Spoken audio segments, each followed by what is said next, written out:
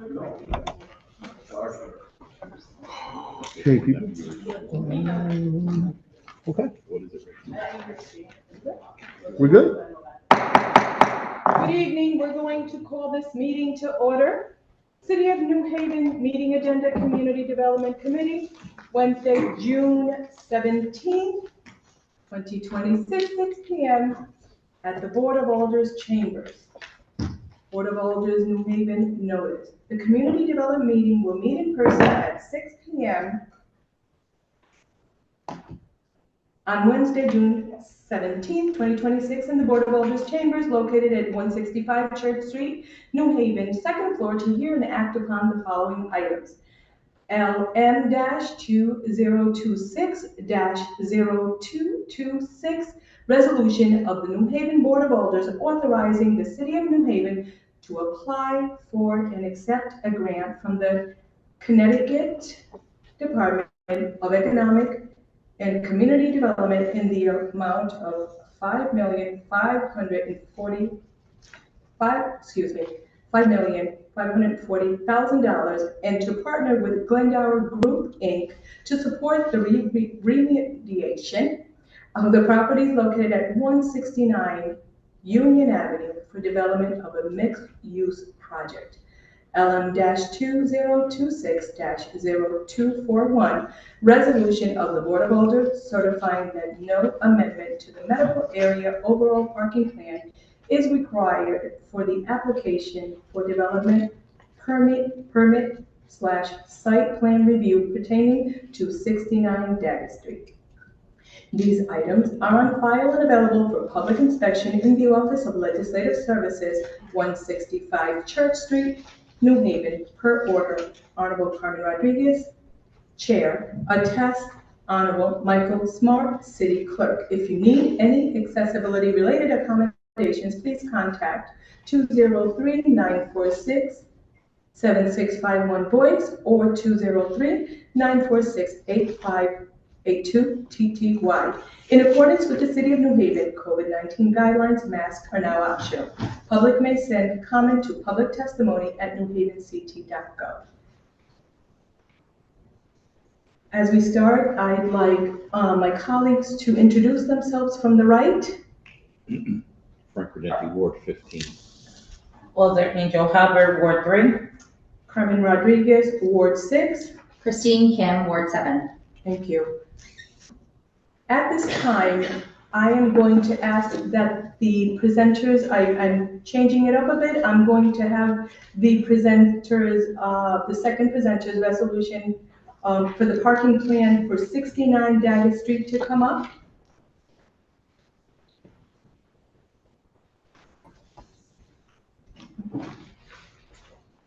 And I ask that those who are in attendance, if you have a cell phone, please put it on mute or turn it off. If you're going to have any conversations, I ask that you go out into the hallway so we can hear our presenters. Good evening. Name and address for the record. Apologies. There we go.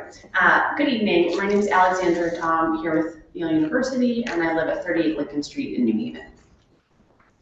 Good evening. My name is Joseph Hammer. I'm an attorney representing Yale University. My office is at 110 Whitney Avenue in New Haven. Thank you. Thank you. So, members of the committee, Alders, thank you so much for having us this evening and for your time. We have thank you. We have a fairly straightforward, very procedural item in front of you, so bear with me as I walk through what we're proposing.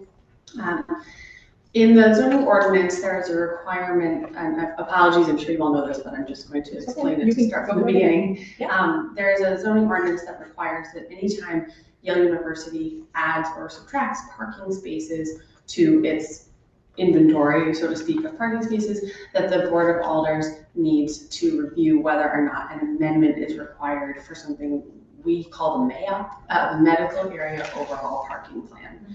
And so it is what is before you tonight is a resolution where we believe you should resolve that a requirement that an amendment to the MAP is not required in this case. And the explanation for that is that explicitly in section 65 of the zoning ordinance.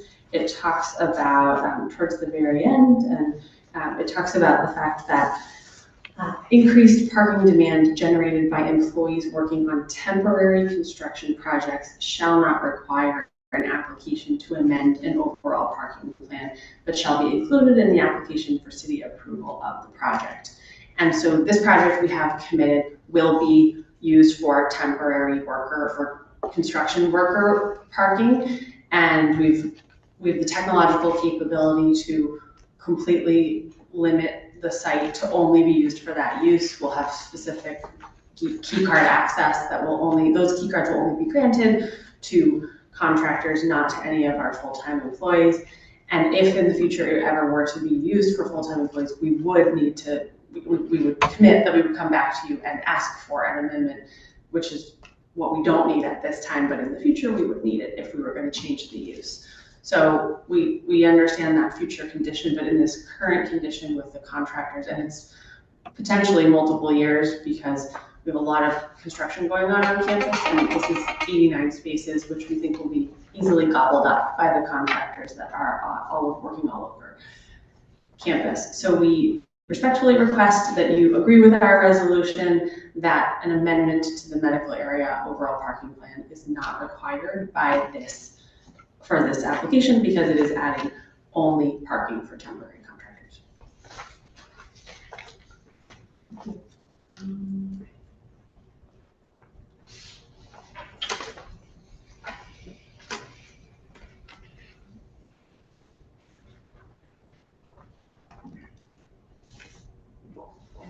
Questions from any committee members? I will mention, we do have it's sort of belt and suspenders, but we did amend the resolution originally submitted to include a whereas clause that confirms this element of contractor parking, which was not originally included explicitly in our resolution.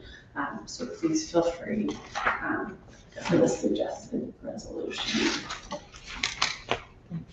Madam Chair, a question?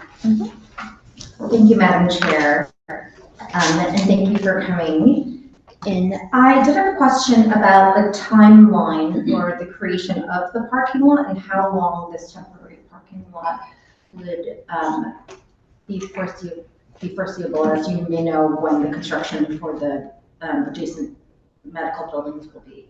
Yeah, so let me be, so I apologize. We're not saying that it's a temporary parking lot. We're saying it is a parking lot that at this time will be used for our temporary workers, which is a term that is, I believe, comes directly from, generated by employees working on temporary construction projects. That's the term in the zoning ordinance. So that's the population that will be parking in this parking lot. But the parking lot itself is not temporary. That is what it will be used for the foreseeable future. We don't have another plan for the site. And if and when we do, we will obviously have to come to this board and to the community to talk about that. But it's a permanent parking lot with that will be used for temporary construction workers. Does that make sense? Yes. Okay. And what is the timeline for the construction, the conversion to the parking lot for temporary construction workers? The construction timeline for this parking lot. Yes. We hope to, we of course need to go in front of the City Plan Commission. That would be after, we can only do that once we've gone through this process with the board. We would anticipate hopefully going to a September meeting of the City Plan Commission for a site plan permit, and that would then kick off construction, which doesn't really go on during the winter, so it would probably be early 2027 that we would start. I just wanted to comment, Madam Chair, that in Ward 7, I do get calls on a weekly, sometimes daily basis, because we are adjacent to a large construction project. And despite best efforts, sometimes construction employees like to park as close as possible, and it has caused major congestion and taken away a lot of street parking from residents and visitors. And so I'm glad that this is being foreseen to at least take care of those workers who will be in the area during construction. Thank you, Madam Chair. Alder Hubbard? Thank you, Madam Chair. So that I'm hearing you tonight, what you're presenting is that this is going to be a permanent parking lot and for construction workers working on temporary projects. Is that what you're saying? That is what I'm saying, with the caveat that when I say permanent, of course, it could be, we don't have other plans for the site. It's not like it is deeded that it's gonna be for thousands of years a parking lot, right? I just don't wanna, I never wanna say this will never, ever be anything else, because of course, needs change, plans change. For the foreseeable future, with what knowledge we have now, absolutely, there's no plan other than for this to be a parking lot. Okay, thank you. Alder Rendell? Thank you, Madam Chair. Excuse me. I just have a few questions. Mhm. Can you talk about the historical significance of the buildings? We don't have any information on that at the time. It's not relevant to the parking plan, Dale so didn't no. ascertain that information when they purchased the Oh, no, property? we certainly have that information, but tonight what's in front of you has to do with the parking plan, so we didn't bring historical information to this meeting. How do you feel about the neighbors' concerns that a parking lot doesn't necessarily fit the needs of the neighborhood? We're working with the neighbors, and we are working with many thanks to Alder Hubbard for gathering two neighborhood meetings. And we are there because we care. We're there listening because we want to know. We also have a building that is a safety hazard right now for folks that are occupying it when they're not supposed to be. And so we take it into consideration. We take it very seriously. We can't listen to every one individual voice. We have to take it in balance and understand what's best for the safety of that site and for also what the community wants to see. Thank you, Madam Chair. You're welcome. Okay, that's it. Any further questions? Thank you. Thank you for your presentation.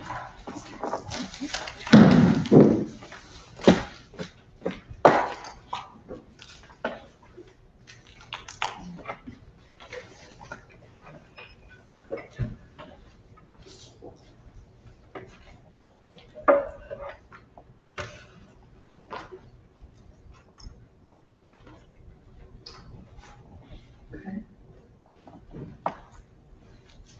We're going to ask our next presenter to come up, please.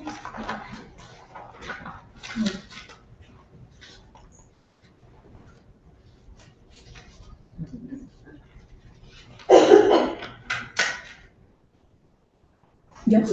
Yes, second, yes. Thank you. No, absolutely not.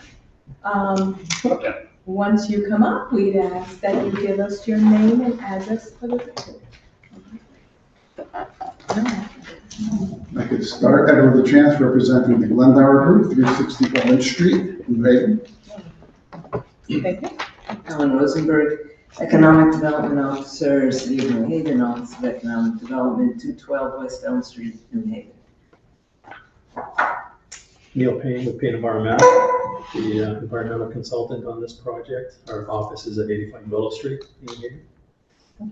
If you'd like, you can grab that mic and put it in front of yourself, Mr. LaChance, and then you can grab that one. How's that? Everybody can feel comfortable and we can have you. Okay, here. Thank you.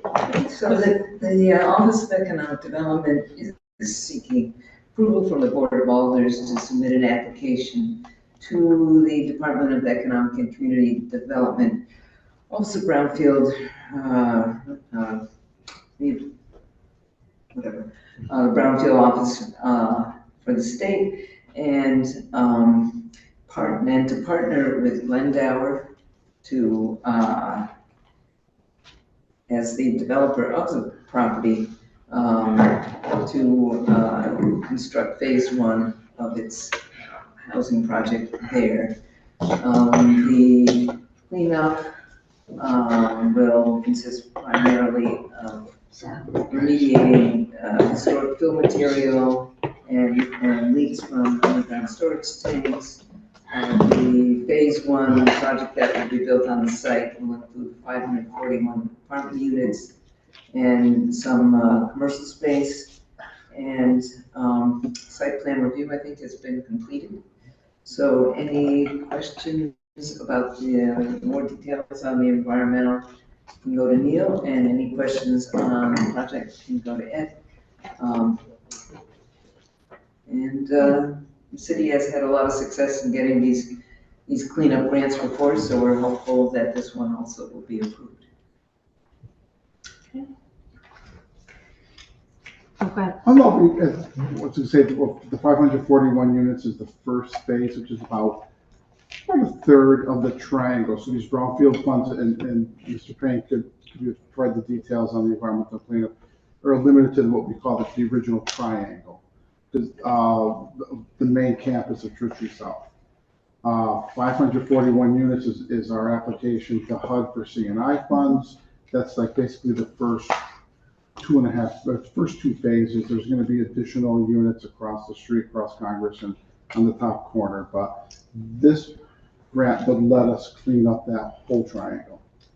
If I said that correctly, right, Neil? It would let us clean up. You did, and even though phase one is on a particular parcel there, bulk of the heavy lifting in terms of the cost is on that parcel, and then some of it spreads around to the triangle. So the goal would be to clean up that parcel entirely, the triangle.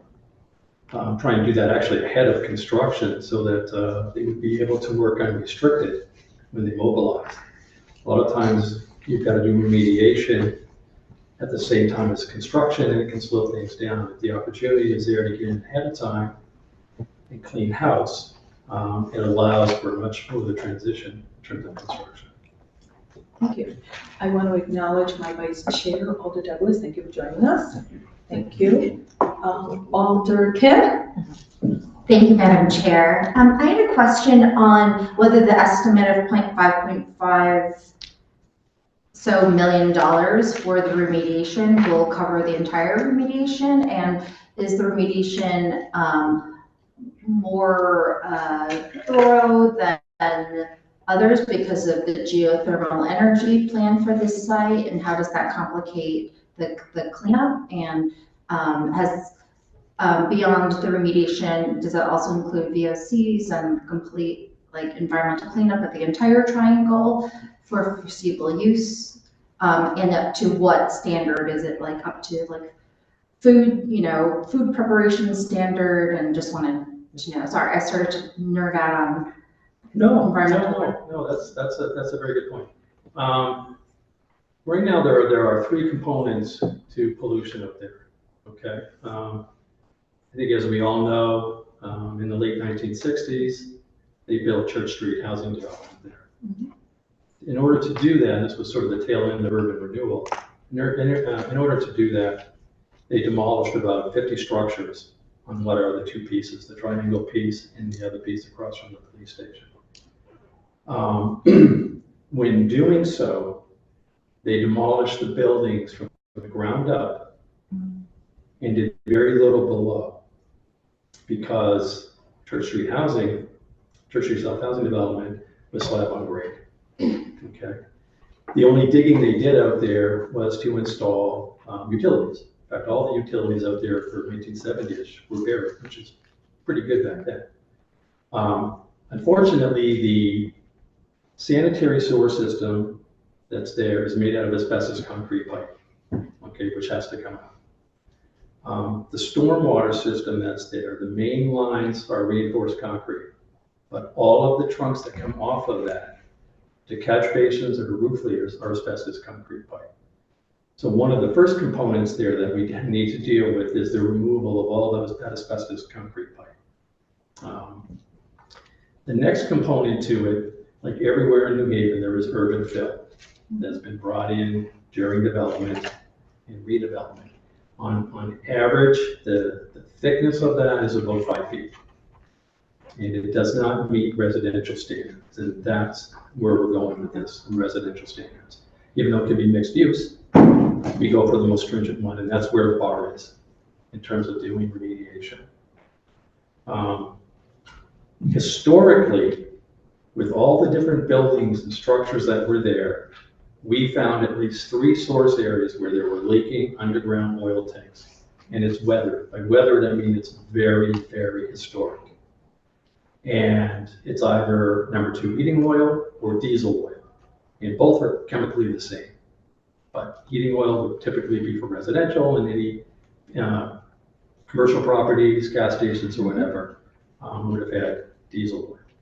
So there is a considerable amount of pollution, both above the water table. The water table out there is about 8 to 9 feet down. There's a massive plume out there as well of contaminated petroleum groundwater emanating across Union Ave towards the train station. The goal, of course, is we'll never be able to clean up the groundwater plume, but the goal is to remove the source material. So all of the soils above the water table and slightly into the water table are going to need to be removed in order to, number one, make the site protective of occupants that are going to be there, because there would be a volatilization issue of vapors coming up into a structure, for instance. And number 2, we have to reduce the contribution of soil pollution to the groundwater table. We've got to give Mother Nature a chance to clean herself up. Okay. The design of the new building will be incorporating, a somewhat sophisticated soil vapor extraction system, almost like a radon system, that we've got money budgeted for. Mr. Winters, I believe, is involved. He and I have had multiple conversations regarding geothermal out there. I know where it's going to be, we know the depths, and we know the impact areas. So I'm working with him currently in terms of what they may or may not encounter during that project as well. So didn't mean to use up all the oxygen in the room, but I hope that's a good summary of the 3 different types of remediation that would be going on out there. And just this funding, the brownfield funding from DCD should cover all of that remediation. Yes, we got even it. with rising costs and Yeah, we I didn't add up. Let's just say that our client spent a lot of money making sure that we understood the degree and extent of contamination out there. The last thing you want on a project like this are change orders. And I'll be honest with you, before the Housing Authority bought this, and there was another developer involved in this, none of the consultants prior had identified any of this stuff on site. Wow. None of it. And the minute they were going to put a shovel in the ground, they were going to encounter this stuff. Work stops, regroup, so we were very surprised by that. But when I had read those reports, my firm had read those reports, we had some issues because they weren't looking for the things that you typically would find, especially in a development in the 1970s, where we knew there would be asbestos concrete pipe. We knew there would be urban fill, and we had belief that there were so many buildings that historically there have to have been a petroleum release at some point. It's just with that number of buildings. And so that's, doing this since, for 34 years. Not my first rodeo, but I'm happy that we were able to determine the extent that's out there, because, we want every dollar to go into brick and mortar. The last thing I want to do is have to pull money out of clients, say, look, we found this, money now can't go into the brick and mortar, now money is going to clean up. The budget that we put together is conservative, and we think that we've got a good contingency in case we discover something unusual. The only thing we could discover unusual is because there are so many basement foundations in there. There may be periods when we're digging and we end up finding something where somebody knocked a building down inside a foundation. And there could be asbestos-related issues there, but we've got that covered. So we're not anticipating it, but that's the contingency. thank you, and thank you to the Glenborough Group for doing such a thorough and future-thinking plan for all future residents, so that every resident in the future feels safe to be there, and construction workers as well. Thank you, Madam Chair. You're welcome. Any other questions for Vice Chair Douglas? Thank you, Madam Chair. So I'm just curious. Prior to this remediation request, for the former project, there was a remediation cost also presented. Am I correct? For the project before this one, before this project? Previous owner? Yes. I've never seen anything on that. What I will tell you, going through the document history, I found nothing in the files anywhere where they had remedial action plans, budgets, or anything related to that. I probably didn't get everything that we needed, but when we were doing our initial study here in early 2024, the very first thing we want are all the documents. So we were in contact with City Hall, we were doing the document review. I found a lot of documents pertaining to that, but I've never seen anything. I've never seen an environmental report related to contamination. No. No, We would have given nothing. it to you if we did. Right, no, we've seen nothing like that. I will tell you, I do have copies of all the testing that they did. And they missed this completely. The urban fill was a no. Thank you, Madam Chair. Thank you. I'm sorry for being late. Better late than never. Yeah, right, absolutely. So, again, I'm going to speak on this as well, because this is very close and dear to a lot of the residents that are waiting to get into the area. So it sounds like once you do this remediation, residents that are coming into this area do not have, once this is built, it is safe and sound from the ground up. We're going to ensure that whatever is underground will be remediated, will be encapsulated somewhere safe, but we can assure everyone who's here that we will not have the demise of this building 10, 15, or 20 years from now. This is going to be a healthier environment that folks are coming back into after the horrific times that they had to deal with. So I thank you for that, and it's important. And Mr. LaChance, you know, we meet at Early Avenue, the director, which is fabulous. And if any of my colleagues, if they decide again to have another meeting with me, I invite you all, because it's one drop, you know, it's jaw dropping, and you know, that folks that were in Churchill South have been at these meetings. So thank you. It's greatly appreciated that you're taking into consideration the health of these residents coming back and new residents at 541 units. That's just the first So, phase. exactly. Half So of which thank are you. affordable. Absolutely. Thank you all for what you do, and I appreciate it. And our mandate as an environmental consultant is to do remediation, so it's protective of human health and equally as protective of the environment. Okay? Human health, it's residential standards, we're overachieving. We could leave some material cabinet in place, but the goal here is to get it up. That allows construction to work unrestricted. Plus, you have to enter into a voluntary program, a voluntary cleanup program under state statute to get the state money. So there's certain processes needs to be There's a bar followed. there. I'm sorry.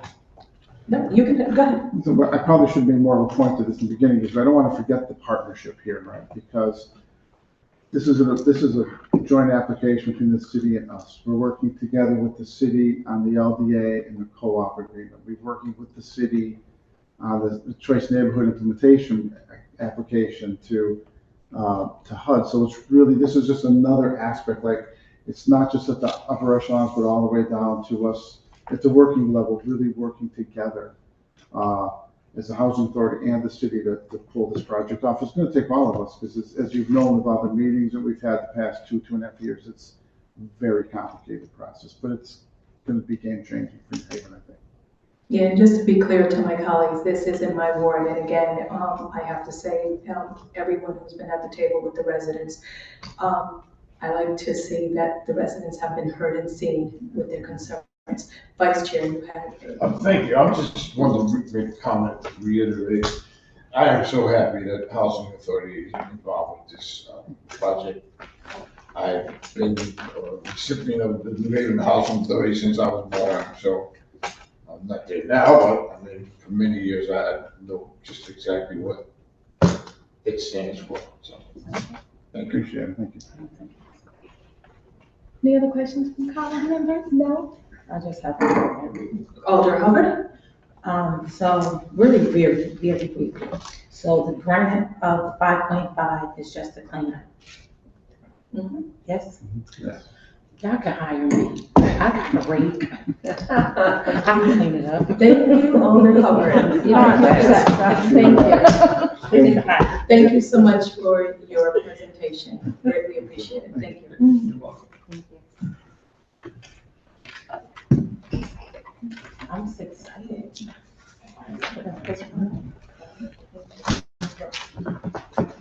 Things coming up tonight. So at this time, I'm going to ask if there's anyone from the public wishing to speak on either of these two items. For a second time, is there anyone from the public wishing to speak on any of the two items? Any further? We do have, one piece of written testimony from the Hill. Come on. We can present that from the Hill North On the other side. Community Management Team. Get to be tricky on the other side.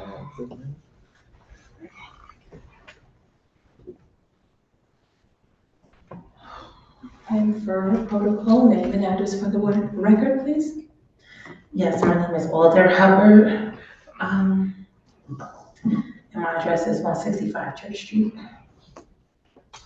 So the public testimony is on behalf of the CNT Chair, Miguel Pittman Sr., June 17, 2026, to the members of the Community Development Committee. On behalf of Hill North Community Management Team, I am writing with regarding Yale University proposal to demolish the building located at 6975 Daggett Street and replace it with an 89 space surface parking lot. At this time, the Hill North Community Management Team does not support the proposed demolition and converse of this property into a surface parking lot. While we appreciate Yale's efforts to engage with residents and acknowledging the concerns regarding contracting parking in the neighborhood, many residents have expressed significant concerns about the long-term impact of replacing substantial building with a parking lot. Community members have questioned whether a surface parking lot to represent the highest and best use of the property, whether an alternate use should be further explored before demolition proceeds. The Hill neighborhood has historically borne the impact of institutional expansion and land use decisions that have reduced opportunities for housing, economic development, community service uses, and neighborhood investment. Many residents believe that this site deserves a more thoughtful vision and contributes to long-term growth to the community. We respectfully request that Yale pause the project and continue discussions with the neighborhood stakeholders to explore alternates and provide additional information regarding the property's future, including any long-term plans for the site and surrounding area. The Hill North Community Management Team supports continued dialogue between Yale, city officials, and neighborhood residents, and believe that the decision regarding this property should reflect both the needs of the institution and the interests of the community. Thank you for your consideration. Respectfully submitted, Miguel Pittman Sr., Chair of the Hill North Community Management Team.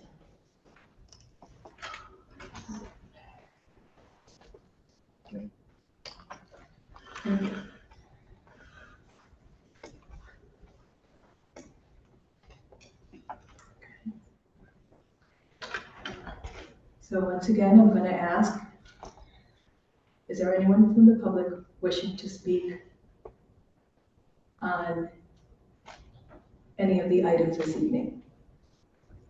For a second time, I'm going to ask if there anyone from the public wishing to speak on either of the two items. And for a third and final time, is there anyone from the public wishing to speak Madam on Chair, any of these two items? Madam Chair, make a motion, we close the public portion. Second. The motion has been moved and seconded. All in favor? Aye. Any opposed? Any abstentions? The ayes have it. The public portion has been closed. Okay, so at this time,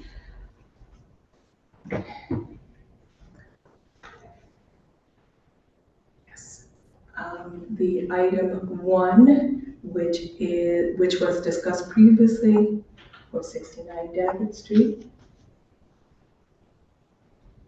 At this time, we will be passing over this item, and there will be no discussion on the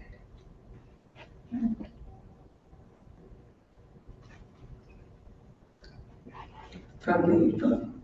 Okay, so, yeah, we're gonna pass it over. We're gonna be passing over this item. Second item, Madam Chair, Mr. I Vice make a Chair. motion that we approve the second item, resolution to Board of Aldermen authorizing the New Haven to apply for and accept the grant for the remediation of 169 Union Avenue. Okay, the item has been seconded. Discussion on item for the remediation from the city and the partner with the Glen Dower Group. Madam Chair, Mr. Vice Chair. discussing, as I said earlier, the New Haven Housing Authority has been very valuable to New Haven, to the residents of New Haven, and I'm sure that this project that they were taking on for Church Street South, the old Church Street South, is really going to fit right into our agenda for affordable housing. And I just feel that it's been a long time coming. It's about time that something is done with that property. Who else better could serve us, the community, than the housing authorities? Thank you, Mr. Vice Chair. Alder Kim? Thank you, Madam Chair. I wanted to also encourage my colleagues to approve the resolution. Glen Dower has hired one of the best LEPs, environmental professionals, and to the extent that they are going above and beyond and willing to apply for funding and pay for it and do the work so that all the workers and any residents living there in perpetuity will be safe is a testament to how much they think of our community and the people that work here. And so I'm in support of it. Thank you. Alder Hubbard? Thank you, Madam Chair. I too urge the colleagues to vote in support of this. I'm just excited. I don't have no other words. You know, being one of 30 Walters, we all collab and we all agree that one of the main focus that we all fight for is affordable housing. And to know that this is the beginning step, that at least 541 would have to be homeless and outdoors, and they have affordable housing. So I'm excited. So I'm definitely in support. Thank you, Alder Hubbard. So I thank my colleagues for speaking on behalf of this. I have to say again, I've been in these meetings, absolutely. So have been my predecessor, I have to say, Alder Dolores Colon, who dealt with the community and the movement that took place when residents needed to be moved. So I cannot not thank her enough for her staying on board with this and attending meetings, and a lot of people attending meetings throughout the city. So I'm so thankful for everyone who came out.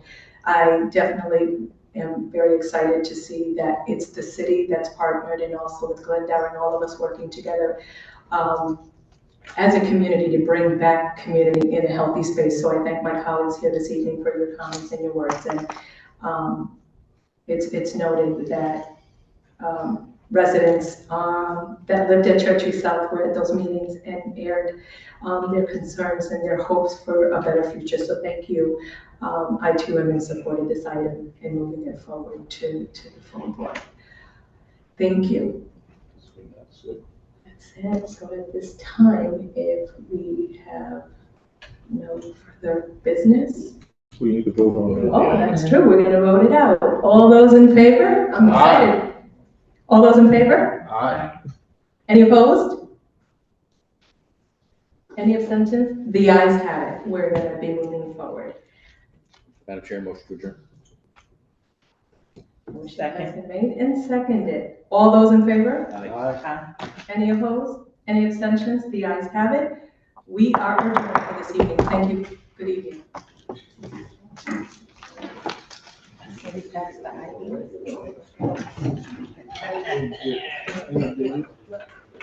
Girl.